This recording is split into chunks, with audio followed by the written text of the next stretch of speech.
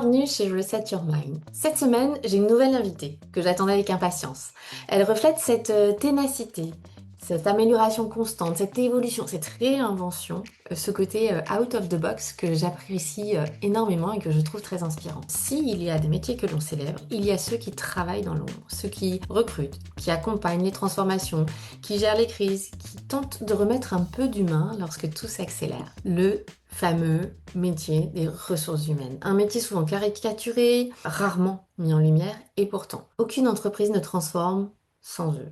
Aucune culture ne se construit non plus sans eux. Aucun leadership durable ne se développe sans eux non plus. Et mon invité du jour n'a pas seulement créé une entreprise, elle a créé carrément un mouvement qui réunit une profession entière autour d'un festival devenu en quelques années l'un des événements les plus marquants de l'écosystème RH. Parce qu'elle a compris une chose essentielle, lorsque l'on met de la lumière sur celles et ceux qui prennent soin des autres, très étrangement, on transforme bien plus qu'un métier, on transforme notre façon de travailler ensemble. Alors aujourd'hui, j'ai le plaisir de recevoir Maude Grenier, fondatrice du Temple RH, et avec elle, nous allons parler bien évidemment un peu du Temple RH, mais aussi et surtout d'entrepreneuriat, de vision, de courage, et cette drôle d'idée qui consiste à créer quelque chose de grand pour des personnes qui ont longtemps eu l'habitude de rester dans l'ombre. Bonjour Maude, sois la bienvenue. Merci Stéphanie pour l'invitation. C'est très joli ce que tu viens de partager en introduction. Eh bien écoute, j'espère que ça résonne en toi parce que c'est vraiment ce que m'inspire notre échange et notre préparation à cet épisode. Donc je suis ravie si ça t'a plu. Qu'est-ce que j'ai oublié de dire sur Maude? C'est toujours compliqué de parler de soi, mais moi je peux dire quelque chose qui est propre à moi et j'imagine à beaucoup de personnes. Je suis très fière de venir de la campagne. C'est quelque chose, j'ai eu beaucoup honte quand j'étais jeune de dire que je venais, mais vraiment d'un village de 500 habitants, vraiment dans le fin fond de la Charente. Voilà, donc entourée de vignes, notamment autour du Cognac. J'en ai eu très honte, mais c'est vrai que voilà, maintenant j'ai 38 ans. J'ai grandi, j'ai évolué et maintenant j'en suis très fière puisque finalement, voilà, quand je voyais ma grand-mère travailler dans les champs, voilà, prendre ses patates et moi sur la balançoire, finalement ça m'a montré aussi l'effort du travail. Donc j'ai des valeurs du travail qui sont très fortes, d'humilité, et finalement ça m'a construit. Voilà. Par contre j'ai des carences, j'ai eu énormément de carences, notamment autour de mon éducation financière, autour des possibilités que j'aurais pu avoir si par exemple j'avais grandi et élevé dans un écosystème qui était peut-être plus entrepreneurial, plus entre guillemets classe supérieure, mais finalement j'en suis très fière puisqu'en 2 générations, voilà, on est passé dans ma famille d'agriculteurs, agricultrices à aujourd'hui, voilà, moi qui entreprends. Mon père aussi a une belle carrière professionnelle et donc je suis assez fière de ça. Et t'as bien raison. Bien cet aspect racine, histoire, terroir historique et ce côté aussi tout est possible derrière. Enfin, c'est Si plus long par contre, c'est plus long, mais tout est possible. Voilà. c'est plus long, c'est différent, mais c'est aussi peut-être empreindre un peu plus de liberté, ce côté out of the box que j'évoquais tout à l'heure Mm. en intro. Ouais, mais tu vois, c'est quand même une réalité que ton écosystème familial te donne des possibilités ou pas d'évoluer plus vite. Et ça, c'est une réalité, tu vois. Est-ce que je crois à la méritocratie? Pas forcément, tu vois. Pourquoi? Parce que je pense que là où tu grandis, là, voilà, ton écosystème familial, éducatif, quand même te positionne sur tel ou tel chemin et donc te donne des opportunités, des facilités, un état d'esprit qui est complètement différent, tu vois, d'une personne qui grandit en campagne, d'une personne qui grandit dans un écosystème parisien. Voilà, c'est deux mondes différents, deux opportunités différentes. Et donc, c'est sûr que très jeune, notre destin est déjà en fait préprogrammé entre guillemets dans une voie particulière et c'est adulte, jeune adulte où tu dois vraiment faire des efforts pour te détacher de ce chemin qui a été bâti. Donc c'est quand même, je trouve, un point assez important, ouais. Oui, oui, et c'est intéressant que tu rentres directement dans ce sujet-là parce que c'est une des questions que j'allais te poser en quel point justement notre passé, notre passif et nos racines en même temps qui font notre force sont déterminants dans ce qu'on souhaite entreprendre dans l'entrepreneuriat. Comment déprogrammer justement Mm. pour ouvrir les portes au-delà de ce qu'on imaginait Oui, possible. je pense que c'est dur. C'est dur parce que moi, je vois, mais il n'y a aucune critique et voilà, c'est vraiment une prise de recul que j'ai en tout cas sur la condition en fait de cette voie qui est de fais des études, trouve un travail, achète ta maison et des enfants. Voilà. Et moi, j'ai des anciennes collègues, ex-amies aujourd'hui, et qui ont suivi ce chemin-là et qui n'ont pas eu potentiellement aussi une possibilité d'ouverture d'esprit sur est-ce que j'aurais pu faire autre chose? Est-ce que j'aurais pu être quelqu'un d'autre? Est-ce que si j'avais eu la possibilité voilà, au niveau de mon écosystème, de faire autre chose, je l'aurais fait? Je pense que oui, en fait. Et c'est ça qui est hyper dur, c'est que si toi, au fond de toi, tu n'as pas une certaine, un feu, bon, j'appelle ça comme ça, moi, c'est un feu intérieur que moi j'ai, par exemple, j'ai un feu intérieur, et que d'autres aussi peuvent avoir. Tu vois, Mm. de me dire, je ne suis pas d'accord avec ce qu'on est en train de me proposer, ça ne me va pas, je suis pas en accord. Et donc moi, très jeune, j'ai dû rentrer en conflit avec mes parents. Et c'est très dur de rentrer en conflit avec ses parents parce qu'on veut être le bon fils, la bonne fille, on veut que nos parents soient fiers de nous, on veut être dans un écosystème hyper positif. Et ça, je trouve que c'est hyper dur. Et moi, ce qui m'a sauvée finalement, c'est d'être LGBT, donc d'être lesbienne, parce qu'en fait, je n'ai pas eu le choix. C'est-à-dire que par exemple, si j'avais été hétérosexuelle, peut-être que j'aurais suivi ce chemin, on va dire, que mon destin, entre guillemets, préprogrammé par l'écosystème, par voilà. Peut-être que j'aurais eu cette vie que mon ex-ami tu vois. Et peut-être j'en aurais été très heureuse aussi, tu vois. Et c'est toujours important aussi de remettre ça, mais c'est toujours se dire quelle est cette possibilité d'avoir été, voilà, d'avoir découvert que très jeune, à 14 ans, j'aimais les femmes. Mais ça m'a obligée, en fait, d'aller à contre-courant, d'être ce mouton noir, hein, tu vois, et tu vois, un peu me dire, bah non, en fait, moi, je sens quelque chose de différent en moi. Ce qu'on me propose ne me va pas. Mais par exemple, tu vois, moi, je sais que je suis quelqu'un d'assez créatif, d'assez manuel. Et c'est vrai que jeune, si j'avais été dans une école qui m'avait permis, tu vois, de travailler l'aspect manuel de ma personnalité au lieu de me mettre dans un écosystème très école, très classico-classique, bah, peut-être, je sais pas, moi, j'aurais été dessinatrice de BD, enfin, j'en sais rien, tu vois. Et ça, je trouve qu'on perd beaucoup de temps parfois à se mettre dans ce chemin. Et j'espère, et plus tard, qu'on sera meilleur, en tout cas dans l'éducation qu'on apporte à cette jeunesse, parce qu'il n'y a pas que des métiers intellectuels, des métiers manuels sont aussi très importants. Complètement. Et laisser part à cette créativité que tu évoques fait aussi partie de nous et de nos besoins, en fait. Quand il y a quelque chose qui a besoin de sortir, de s'exprimer, c'est aussi vital et nécessaire à cet équilibre que l'on voit beaucoup se perdre en ce moment à travers des burn-out, des crises de sens et autres. Si je reviens à la partie entrepreneuriat, il y a souvent un moment, tu sais, où on se rend compte qu'on ne peut pas continuer comme avant. C'est pas possible. Il y a quelque chose qui est trop dissonant en nous. Est-ce que toi, tu as un moment comme ça qui a été assez Ouais. révélateur, l'élément déclencheur ou ce fameux point de non-retour? Tu vois, Ouais. l'entrepreneuriat, pour moi, c'est vraiment la création de projet. Tu vois, donc tu as ce côté où tu crées quelque chose. Et moi, très jeune, tu vois, je me souviens avec mon père qui a évolué dans sa carrière et j'en suis très fière. Tu vois, il était technicien, puis après, il est devenu ingénieur. Il a fait une VAE, etc. Et cetera. Et puis, il allait jusqu'au bout et il a repris ses études. On était jeunes. Mais je me souviens qu'on faisait, tu vois, ma grand-mère m'avait acheté un livre ouais, pour faire des activités manuelles. Et je sais, bah, tous les samedis, on allait à Bricomarché choisissais mon activité et puis j'avais créé plein d'activités. J'avais créé, tu vois, pour entrer dans ma chambre, j'avais un tapis et donc dès que sous le tapis, j'avais créé un mécanisme que quand on venait, donc ça faisait un bruit comme ça, je pouvais savoir que quelqu'un venait, tu vois, ce genre de choses. Et donc très tôt, je savais que j'avais la création que j'aimais créer, tu vois. C'est quelque chose voilà, la création, tu peux créer plein de choses. Tu peux créer, donc là, tu vois, c'était une petite création technique, mais ça peut être aussi la création du dessin, ça peut être les jeux vidéo, tu vois. Moi, j'adorais. Moi, je suis une grande fanatique de jeux vidéo. J'adore les jeux vidéo. C'est vraiment une passion. Et c'est vrai. Donc ça, je savais que j'avais ça. Après, voilà, la vie fait que bah, tu suis ton chemin, ce chemin qui est donc école, études, etc. Et après, donc c'était à Londres où Londres, quand je suis arrivée donc en 2022, donc j'avais, tu vois, 22 ans, 22, 23 ans. Je me suis dit, mais c'est quoi cette vie-là? Il y avait des punks, ça bougeait dans tous les sens. Toi, moi qui viens de la campagne, je me suis dit, et encore, j'étais jamais allée à Paris. Londres a été vraiment ma première capitale. Et je vois, tu vois, toute cette émulsion. Et c'est comme ça que je suis rentrée dans le monde un peu entrepreneuriat, où je me suis fait licencier d'un job.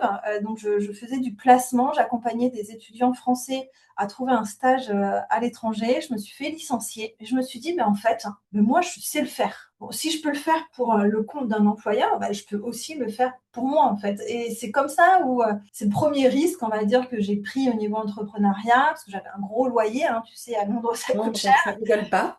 Voilà, c'était un salaire, tu vois. Donc, heureusement que j'avais ma femme qui était là. Et puis, c'est là où je me suis dit, bon, vas-y, je vais créer un job board qui va mettre en relation les étudiants français avec des entreprises ici à Londres. Et c'est la première fois donc, que j'ai créé pour le compte d'un business où j'ai dû apprendre ce que c'était un business. Donc, après, j'ai grandi dans l'environnement entrepreneurial à Londres. Donc, j'ai rencontré plein d'entrepreneurs qui avaient la même envie, la même motivation. Et je me dis, oh waouh, un nouveau monde s'ouvre à moi.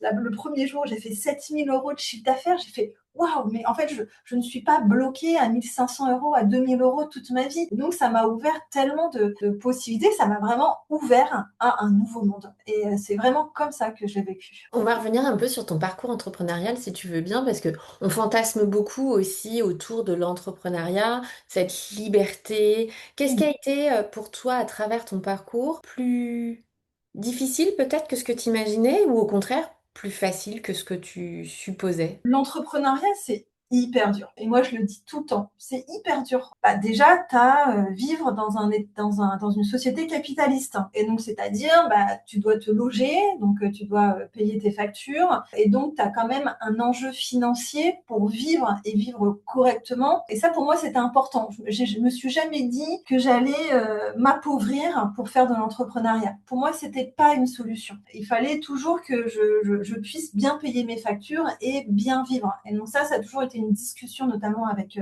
ma compagne, ma femme, de se dire mais qu'est-ce qu'on fait en fait? Est-ce qu'on prend des économies? Voilà, donc c'est hyper dur parce que déjà tu vois un peu cette épée de Damoclès. Comme moi, si t'es pas né avec une cuillère d'or dans la bouche, eh ben tu vois là, c'est le concret de la vie du quotidien. Qui attrape et qui est bien là. Voilà, voilà, et c'est voilà, moi je suis toujours impressionnée par les femmes principalement qui ont des enfants et qui se lancent en entrepreneuriat. Je me dis mais waouh, moi déjà je trouve ça hyper difficile de vivre avec cette épée Damoclès et donc de tous les mois de te dire faut que je fasse du chiffre d'affaires, tout repose sur moi. Ça pour moi c'était le plus difficile. Bon, après il faut s'émanciper aussi de ce côté-là et de l'argent, c'est aussi et toi tu le sais en tant que coach, j'imagine que tu fais ça aussi avec tes coachés, de t'émanciper aussi dans ta condition quand tu grandis. Voilà, avec aussi, bah voilà, nous on n'a jamais manqué de rien. Mais voilà, moi, j'ai jamais eu de console, j'ai jamais eu de voiture, mes parents n'ont jamais payé la bicyclette. Enfin voilà, et c'est ok. Et j'ai très bien vécu ma vie, mon enfance. J'ai eu voilà, mais c'est sûr que dès que j'ai eu mon premier salaire, je me suis payé la PlayStation et j'étais hyper heureuse. Et donc ça, c'était très fort pour moi. Au niveau de ce qui est difficile, aussi, c'est en fait l'entrepreneuriat, c'est un métier. C'est-à-dire que tu as des compétences à avoir. Tu as déjà la compétence financière. Donc voilà, gérer ton argent, faire la comptabilité, les factures, gérer aussi les décalages de TVA, tout ça. Tu as le marketing. Voilà, moi je viens des RH, donc j'avais aucune notion du marketing et donc voilà, du marketing, de la vente, de la psychologie humaine. Donc tu as plein de nouvelles compétences sur lesquelles bah, tu dois rapidement monter en compétences important sur les aspects techniques de site internet. Tu vois, moi, je montais un job board, donc, et c'était en 2022, donc il n'y avait pas le no-code. C'était encore, il fallait que je prenne un développeur qui me monte une plateforme en back-end. Enfin, tu vois, mon site internet m'avait coûté, pour te dire, 35 000 euros. Aujourd'hui, ce qui est bien, c'est que pour 5 000 euros, tu peux avoir un super site internet et avoir déjà un outil qui fonctionne. Donc, tu vois, je trouve que l'entrepreneuriat, c'est dur, mais ma motivation, c'était toujours la création. Tu vois, c'était si les autres peuvent le faire, moi aussi je peux le faire. Et puis ce premier projet entrepreneurial, ce job board, avait bien fonctionné. En 2 ans, j'avais fait 200 000 euros. Ça m'avait vraiment décoincé au niveau, tu vois, de mon état d'esprit. Et ça m'a ouvert un autre monde hyper positif où je me suis dit, on peut créer. On peut créer sans être artisan, on peut faire autre chose, tu vois. Ouais, ce mot créer, il revient souvent, hein. Ouais, C'est vraiment ton feu sacré, ce qui t'alimente. C'est d'ailleurs peut-être ce qui t'a amené à créer le temple RH, si tu veux tout nous à en fait. parler un petit peu. Tout à fait, le temple RH. Parce que ça sort quand même, c'est juste dingue. Moi, j'ai vu l'évolution, Oui, j'ai vu les premières éditions, même si, voilà, de loin, j'ai fait, waouh, super idée. L'année d'après, j'ai vu quelque chose d'encore plus grand. Je suis, mais trop cool. Et puis là, vous allez être bientôt à la troisième édition, c'est ça? la troisième édition, voilà, c'est ça. Et c'est ce côté création qui est très fort. Donc, tu vois, le job board, c'était une création. Je crée un job board, j'avais dû mettre les boutons, les machins, imaginer en tout cas le site internet. Et moi, j'aime beaucoup ça, j'aime beaucoup la création. Après, tu vois, donc mon expérience dans mon job board, j'avais une envie, comme beaucoup de gens qui viennent, c'est pas péjoratif que je dis, c'est voilà, c'est des carcans. J'avais envie de devenir propriétaire. C'était quelque chose de très important pour moi, et donc j'ai repris un CDI pour avoir cette stabilité aussi financière et de pouvoir aussi construire un patrimoine qui était à ce moment-là. Tu vois, j'avais une trentaine d'années. J'avais envie, voilà, d'être propriétaire. Et tu vois, je voyais aussi des copines à moi qui étaient déjà propriétaires à 25 ans, qui avaient déjà une belle carrière. Et moi, c'est vrai qu'avec mon côté entrepreneuriat, j'avais entre guillemets pas perdu du temps parce que ça m'a apporté beaucoup beaucoup de choses, mais je me suis dit ok, il faut aussi que je puisse asseoir ma réalité future, donc voilà, bien vivre aussi ma retraite, et donc d'être propriétaire pour me créer un capital que peut-être dans 20 ans je pourrais réutiliser pour ça. Donc c'était hyper important pour moi. Donc on a investi notamment à Lisbonne puisque ma femme était portugaise, et on a investi aussi à Bordeaux. Tu vois, donc là, c'est là où j'ai repris ma carrière de RH. Je suis passée recruteuse, responsable recrutement, DRH. Ça m'a permis aussi d'acquérir énormément d'expérience. Notamment, je suis allée à Paris. Il y avait cette émulsion au niveau des startups. Donc, j'étais encore, tu vois, dans ce côté entrepreneurial. J'ai travaillé pour des CEO qui montaient des gros projets dans la tech et dans la deep tech. Et c'était assez fou. Mais j'avais, tu vois, même si j'avais ce feu, j'ai jamais été ambitieuse. Tu vois, t'as des CEO qui te parlent, qui te disent ouais, moi je veux créer la nouvelle machin, et puis ils sont emportés par leur projet. Moi, j'ai jamais ressenti cette ambition-là, et c'était pas forcément ce que je cherchais. Ce que je cherchais, c'était vraiment la stabilité, et puis de me construire au niveau de ma carrière, et aussi des aspects financiers. Et puis il y a eu le Covid, comme beaucoup de personnes. Et là, c'est là où j'ai remis en cause, comme beaucoup de gens, en 2021, ce que j'avais envie de faire dans les 10 prochaines années. Tu vois, donc je me Mm. suis posée avec moi-même. Je me suis dit, mais Maud, ouais, t'as une belle carrière RH, trop bien, t'es propriétaire, t'as réalisé, franchement, tous tes rêves de jeune fille, Tout va bien. voilà, tout va bien, t'es aimée avec ta femme, trouvé l'amour, t'es stable, waouh, sois hyper fière de toi, mais c'est quoi tes 10, 15, 20 prochaines années? Qu'est-ce que tu vas faire? Et donc, c'est là où je savais pas trop.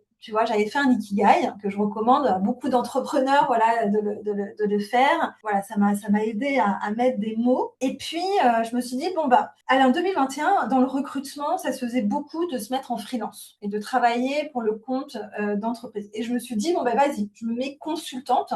Et je pense que beaucoup d'entrepreneurs commencent dans le Comme ça. freelance, voilà, comme ça. On vend son temps, on vend ses compétences, et c'est ça qui est chouette. J'ai fait ça 2 ans, et c'était hyper bien. Et j'étais libre de mon temps, j'étais libre, voilà, de mon. Donc, il y a d'autres enjeux après. Tu es libre de ton temps, mais tu n'as pas tes collègues, tu n'as pas de vie sociale, voilà. Donc, tu as aussi les revers, Ouais, tu vois, complètement. Mm.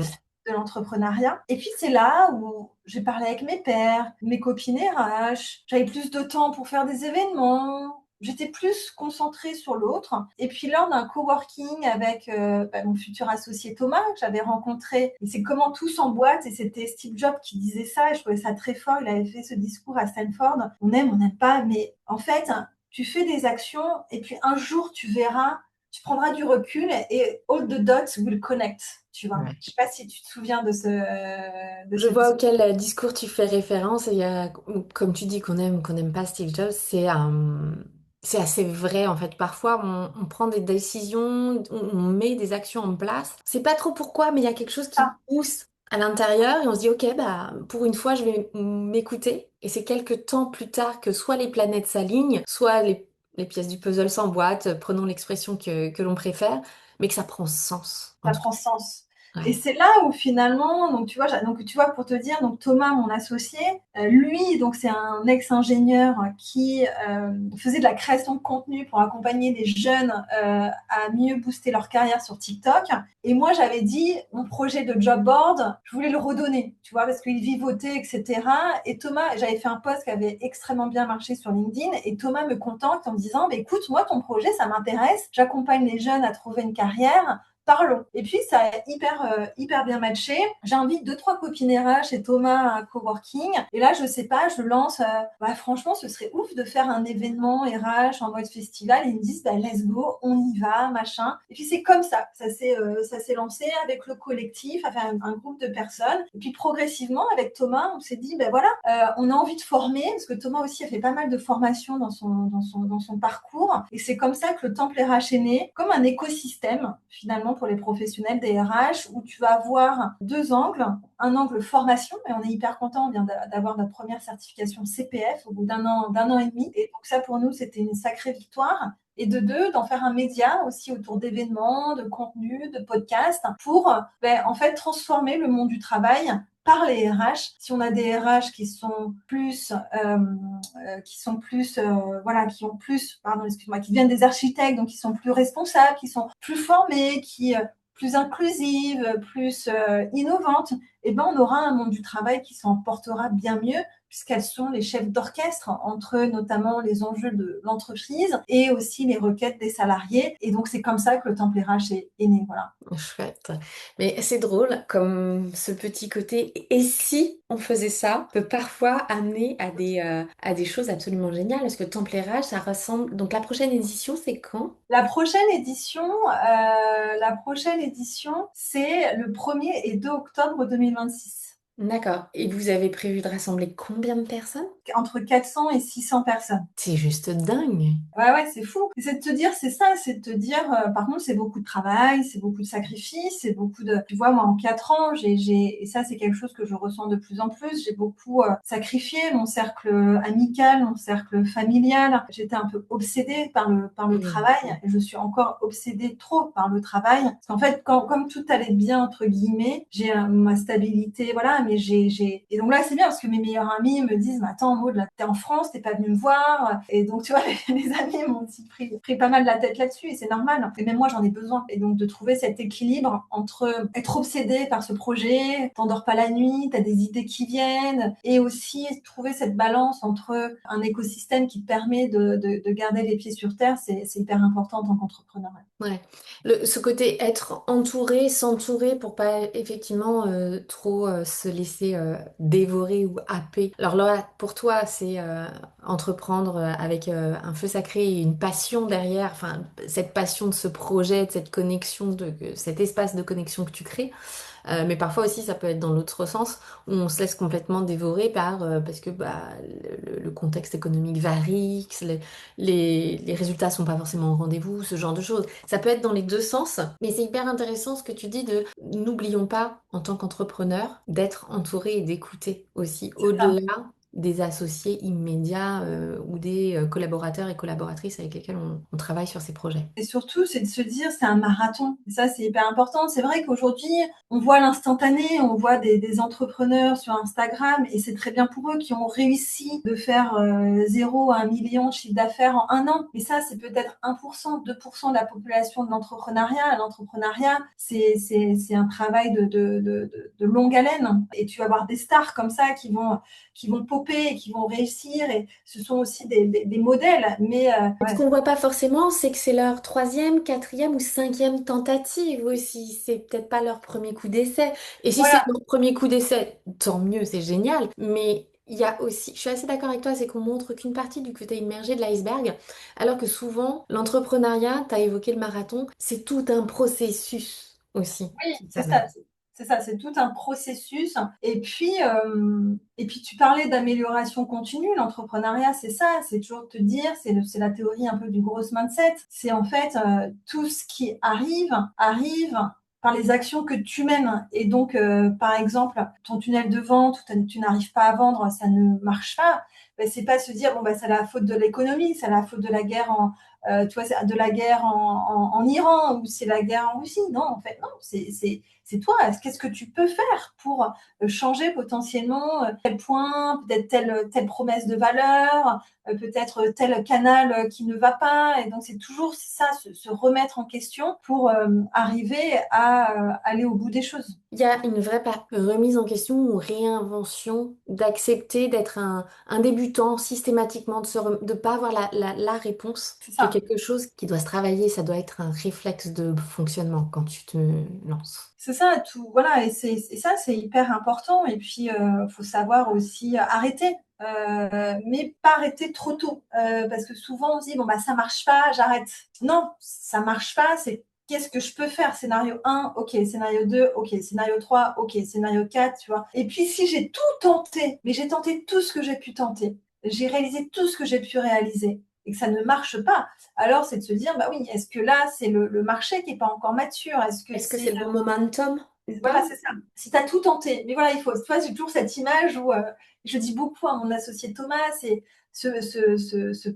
pionnier, toi, c'est comme ça, qui gratte la mine et puis qui a le diamant et qui arrête, tu vois. Je sais pas si tu vois cette image-là, alors qu'il est genre à 1 mètre du diamant, mais il décide d'abandonner après d'avoir construit toute sa cave. Et c'est ça, en fait. C'est ça. Ouais. Il faut continuer à polir, à polir, à polir, à polir, à polir. Et puis un jour, tu vois, ça viendra. Et moi, j'ai des exemples autour de moi d'entrepreneurs RH. Et ben, ils ont pété au bout de 10 ans, Aussi, tu vois. ça peut Ça arriver. marche, ça marche au bout de 10 ans et c'est OK et ça marche hyper bien aujourd'hui. Il ne faut pas non plus abandonner trop tôt et faire preuve voilà, de résilience et de persistance aussi, de croyance dans son projet. Ouais, je suis assez d'accord avec toi. Il y a vraiment ce côté résilience et d'avance, de continuer à agir, de continuer à agir sur ce sur quoi on a de la prise que C'est l'on peut ça. faire. Parce que très souvent, c'est bah oui, bah l'économie, ah bah oui, mais machin, ah bah oui, mais il y a les élections. Oui, mais on peut quand même faire des choses entre-temps. Ouais. Quel a été ton plus grand apprentissage justement sur ces entreprises que tu as menées, en construisant le temple RH? Qu'est-ce que ça Ouais. t'a appris, mais surtout sur toi-même en fait? Juste au niveau d'un dernière chose que j'ai envie de partager, c'est le chiffre d'affaires, tu vois. Ah, Souvent, c'est se dire, faut accepter de grandir, de faire grandir son chiffre d'affaires, tu vois, et se dire, oh là là, je fais pas encore le million de chiffre d'affaires, je suis nulle, j'arrive à rien, etc. Ça prend du temps, en fait. Il faut accepter ça, et peut-être que ton objectif, c'est pas de faire le million de chiffre d'affaires, mais c'est déjà à 350 000 euros, 200 000 euros, t'es heureux, t'es content dans ta vie. Ça dépend vraiment des objectifs que tu te mets. Et ça, je pense que c'est hyper important aussi dédramatiser le chiffre d'affaires parce que tu vas être un entrepreneur qui réussit, qui est fier de toi, qui enrichit sa communauté, qui a des actions vraiment au niveau local. Ce sont des choses qui sont hyper importantes, tu vois.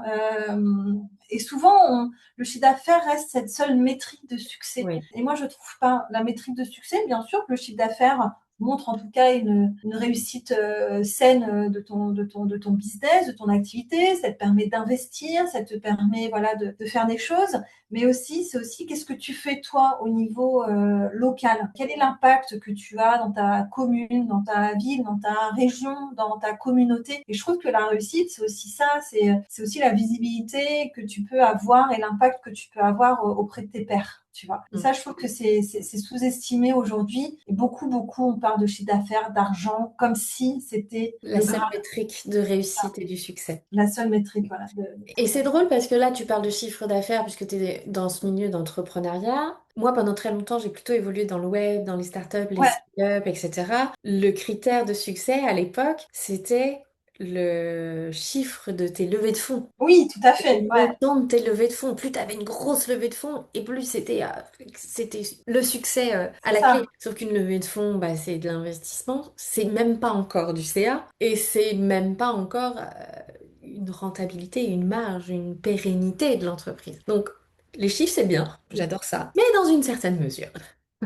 Là, tu vois, nous, on a levé des fonds avec la communauté du Temple RH, mais on est hyper conscient. Nous, cet argent, on se dit pas on va le cramer. Enfin, c'est plutôt, c'est waouh, on a la confiance de notre communauté. On a presque levé 100 000 euros, tu vois, qui pour nous, quand même, bien. Mais on a une responsabilité de cet argent-là. Pour nous, c'est hyper important. Ça nous aide dans notre développement, ça nous permet d'investir dans un site internet, dans les certifications CPF, ça permet aussi d'ancrer un projet dans le collectif. Mais voilà, on ne le prend pas pour acquis, tu vois. Et ça, je pense que je trouve que l'argent parfois des investisseurs, bah, c'est pas notre argent, alors vas-y, voilà, c'est ça, exactement, je le crame.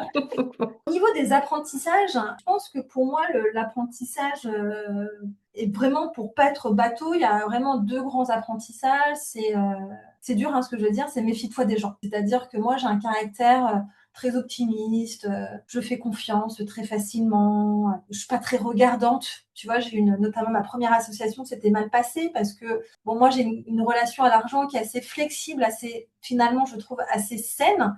Et avec Thomas, on se regroupe bien là-dessus, mais c'est quelque chose, tu vois, que j'avais pas mis en avant dans ma première association. Tout était hyper contrôlé au niveau finance. Si je devais manger au restaurant, je pouvais pas. Enfin, c'était hyper compliqué. Les deals qu'on pouvait faire pouvaient être révoqués, donc c'est-à-dire le pourcentage que je pouvais me réattribuer pouvait disparaître voilà, du jour au lendemain. Et donc cette question, tu vois, donc c'est toujours se dire maintenant, aujourd'hui, je fais très attention aux personnes avec qui je côtoie. Est-ce qu'ils partagent les mêmes valeurs que moi? Je raconte pas tout à tout le monde. Voilà, je tiens ma langue sur les projets que je peux avoir et m'entourer vraiment de gens de confiance, des gens que j'aime, des gens que j'apprécie, des gens que j'estime, parce qu'il y a beaucoup de requins quand même autour de soi dans l'entrepreneuriat. Et donc ça, voilà, c'est de se dire, ne donne pas tout à tout le monde, garde une part de mystère.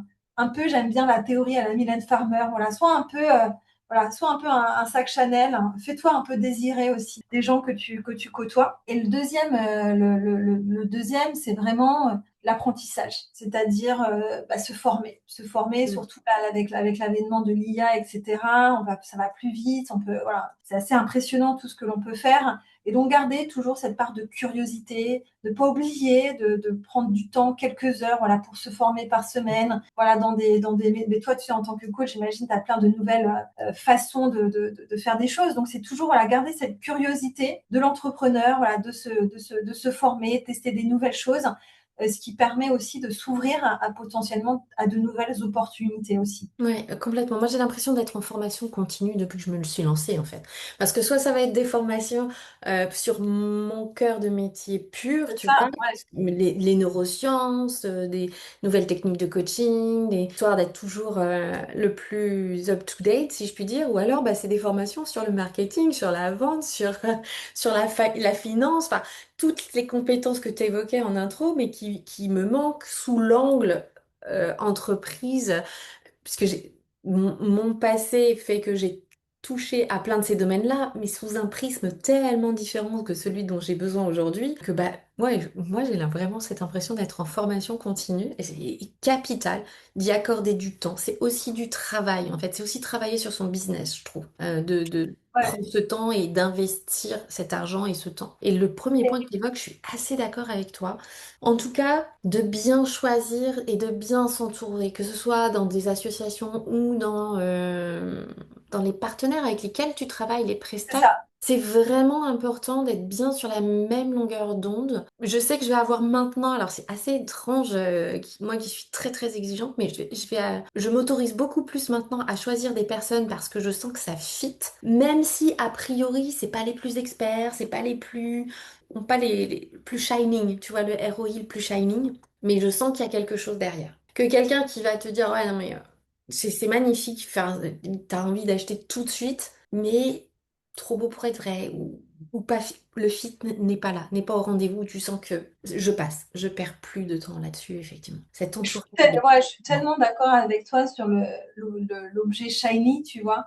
Parfois c'est dur parce que tu te dis, bah, telle personne a une super notoriété et donc ça me donne envie de bosser avec elle. Mais moi, finalement, j'ai toujours pris le pas de côté où je me suis dit, j'ai envie que ça fitte au niveau de la personnalité, au niveau de la façon de travailler. Parce que je sais que j'ai une façon de travailler qui est assez particulière, qui ne correspond pas à tout le monde, tu vois. Et avec mon associé, on a dû que lui, il a une autre façon de travailler. Bah, lui, c'est un ingénieur qui est très cérébral, qui prend les décisions avec prudence, avec temps. Que moi j'ai été biberonnée à l'environnement startup scale-up Mm. et donc je suis très volace, je suis voilà, ça va vite, je prends mes décisions rapidement et finalement Pas moi je me facile à rends suivre, hein. Quand tu voilà, travailles avec des gens qui n'ont pas évolué dans ce monde-là, c'est c'est ça. compliqué pour eux, hein. C'est hyper compliqué, mais lui m'apporte aussi quelque chose que j'apprécie aujourd'hui, qui est cette hauteur d'esprit, de prendre plus de temps parfois, de pas aussi, des fois je pouvais me stresser la vie parce que le truc n'était pas fait en 48 heures, bah, c'est pas grave en fait, c'est pas urgent, donc, et donc ça j'ai énormément appris avec lui, et lui a appris à être plus, voilà, à être voilà, à se dire, ben voilà, je dois aussi avancer plus rapidement. Et donc ça, c'est hyper chouette. Et tu vois, nous, on travaille avec des formateurs et c'est de se dire, bah ouais, nous, on travaille pas avec le formateur le plus shiny de l'écosystème. Et par contre, bon, on bosse bien ensemble et donc ça se partage aussi des valeurs qui sont en corrélation avec les nôtres. Et donc, ça, je suis d'accord de se dire, voilà, faut travailler avec des personnes avec qui on a envie de travailler. Et ça, je pense que c'est hyper important. Et je voulais juste te dire un autre truc, c'est l'importance d'investir. Souvent, on a envie d'être cette petite souris, et ça, je le comprends, de se garder les sous pour son salaire, voilà, pour soi. Et moi, je laisse toujours un pourcentage de chiffre d'affaires ou de salaire net à investir. Investir en soi ou investir dans des outils, investir dans un nouveau projet, Mm. investir dans un freelance. Parce que finalement, ça me donne aussi du temps pour faire autre chose et cet investissement va me permettre potentiellement, tu vois, de faire autre chose que commenter mes posts LinkedIn, par exemple, tu vois. Ouais, je suis complètement alignée avec toi et c'est vrai que ça va aussi venir beaucoup de notre rapport à l'argent. Tout à fait. Euh, et si tu viens du monde du corporate ou du salariat, c'est un switch qu'il faut faire assez rapidement parce que c'est jamais perdu cet investissement. C'est t'en tires toujours quelque chose. T'en tires tout, même si la formation n'était pas aussi puissante ou transformative que tu aurais aimé, si tu investis dedans et que tu es vraiment focus et commit sur ce que tu avais à faire, alors tu vas en sortir quelque chose. Un outil, un partenaire ou un freelance, même chose. Si toi, tu es vraiment commit sur ce que tu veux aller chercher ou creuser, ça sera jamais de l'investissement perdu. Mais c'est vrai que c'est pas forcément facile au début. Surtout quand tu fais, entre guillemets, des mauvais investissements. Mais en fait, avec le recul, tu vois, nous, l'année dernière, on a fait des mauvais investissements. Mais on a testé, on a tenté et on sait de se dire, bah, en fait, ça marche pas, c'est pas pour nous. Et donc ça, faut être OK de se dire, bah, parfois, je vais perdre de l'argent, mais j'ai besoin de cette étape.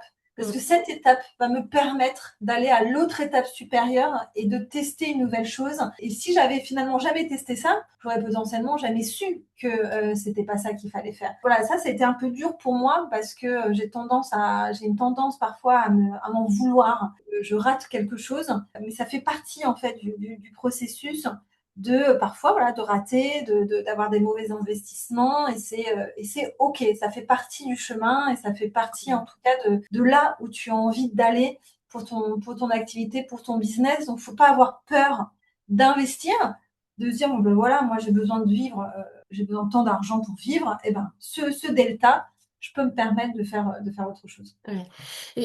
Il y a une notion, s'autoriser à réintroduire et travailler à réintroduire cette notion d'essai, malgré les enjeux financiers que Ah, l'entrepreneuriat tu as peut raison. générer. Je dis bien d'essai et pas d'échec, mais ce droit à essayer, quel que soit le résultat, in C'est fine. ça. Quel que soit le résultat, nous, on a essayé, ça a été dur l'année dernière parce qu'on a essayé beaucoup de choses et beaucoup n'ont pas fonctionné. Mais finalement, bah, aujourd'hui, ça nous permet de se dire, voilà, on se concentre. Maintenant, on a 3 tunnels d'acquisition. On sait que ces trois-là qui fonctionnent parce que derrière, on a testé, voilà, on a dépensé pas mal d'argent, mais c'était essentiel pour être là aujourd'hui et de pouvoir déployer à grande échelle, en fait, notre méthodologie, tu vois. Génial, génial. Mm. Bah, super.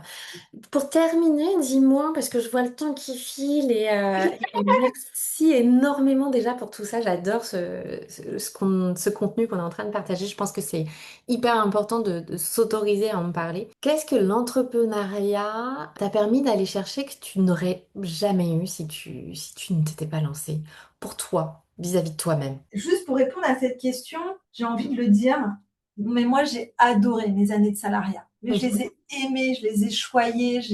Et demain, je ne m'interdis pas, pour X ou Y raison, que je redevienne salariée. Et ça, c'est hyper important, c'est de se dire, finalement, être salarié, l'entrepreneuriat, ça fait partie d'un cycle de vie à un tel moment. Je sais pas, moi, si demain je deviens maman, est-ce que j'ai envie de devenir... J'en sais rien. Je ne vais pas faire de plan sur la comète par rapport à ça. Aujourd'hui, j'ai mon projet et j'en suis hyper contente et ça fonctionne très bien. Mais je m'interdis rien parce que j'ai adoré mon salariat, j'ai adoré être avec mes collègues, j'ai adoré partager des déjeuners avec eux, des soirées. Et ça, tu vois, dans l'entrepreneuriat, c'est quelque chose aujourd'hui qui me manque beaucoup parce que je suis quand même quelqu'un d'assez...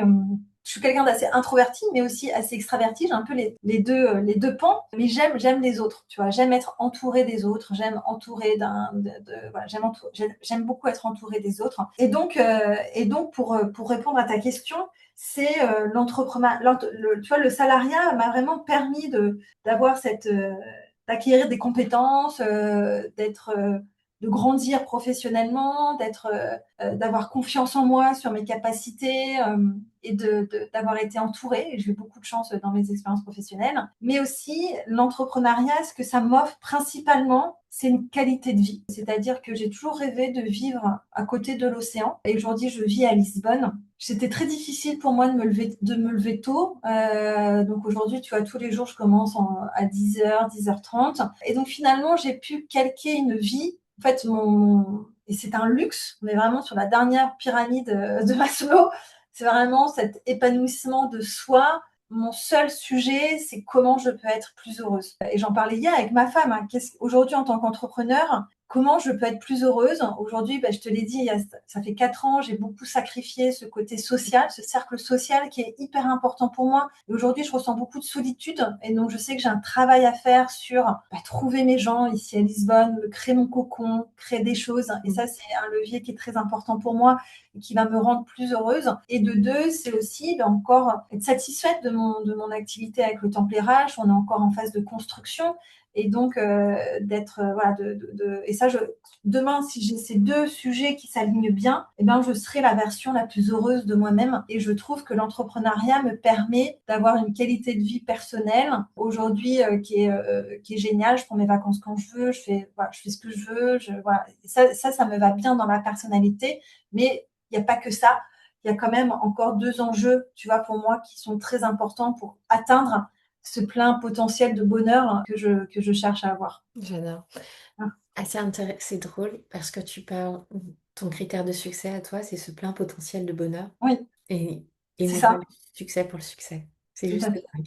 Ah bah c'est, écoute, voilà, j'en J'adore. parlais Non, hier, non, mais j'adore. j'en parlais hier avec ma femme, tu vois, parce que j'ai pas mal de frustration, tu vois, et c'est accepter de vivre avec cette frustration que j'ai aujourd'hui, de cette solitude, et de vouloir aussi que le temple RH, voilà, moi je suis un peu impatiente, j'ai ce caractère-là, et parfois ça me crée de la frustration, tu vois, et ça c'est quelque chose que jeune, j'ai pas bien assimilé, gérer la frustration peut-être jeune, j'ai eu trop tout ce que je voulais, tu vois. Et voilà, mes parents ont beaucoup de mal à me mettre de limites. Voilà, et donc c'est apprendre à vivre. Et c'est ce que je disais, c'est comment j'arrive à accepter et à vivre avec cette frustration-là et être heureuse en fait. Parce que ce plein potentiel de bonheur, il va arriver, je sais pas dans combien de temps, mais entre-temps, j'ai envie d'être heureuse. J'ai envie d'être, tu vois, j'ai C'est un envie d'être, marathon, tu l'as tu vois, dit toi-même, je dirais même que c'est un ultra trail, une ultra longue distance.